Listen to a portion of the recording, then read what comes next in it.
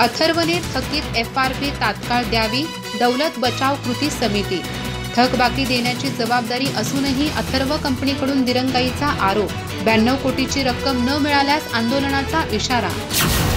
चंदगड तालुक्यातील दौलत साखर कारखान्याचा 2010-11च्या हंगामातील थकीत FRP अथर्व इंट्राट्रेडनं व्याजासह तत्काळ द्यावा अशी मागणी दौलत बचाव कृती समितीनं केली आहे। पाटणे फाटा इथं झालेल्या बैठकीत समितीच्या पदाधिकाऱ्यांनी हा विषय उपस्थित केला।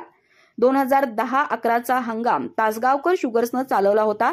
त्या हंगामातील 50% FRPची रक्कम अद्याप शेतकऱ्यांना मिळालेली नाही। 2019 मध्ये अथर्व इंट्राट्रेडनं दौलत कारखाना चालवण्यासाठी घेताना या थकबाकीची संपूर्ण जबाबदारी स्वीकारली होती। मात्र कारखाना ताब्यात घेऊनही अथर्वनं या रकमेसाठी कोणतीही पावलं उचललेली नाहीत। थकीत FRP व्याजासह एकूण 92 कोटी रुपये इतकी मोठी रक्कम आहे। प्रादेशिक साखर सहसंचालकांनी ही रक्कम अदा करण्याचे आदेश दिले असतानाही अथर्व कंपनीनं कोणतीच कारवाई केली नाही।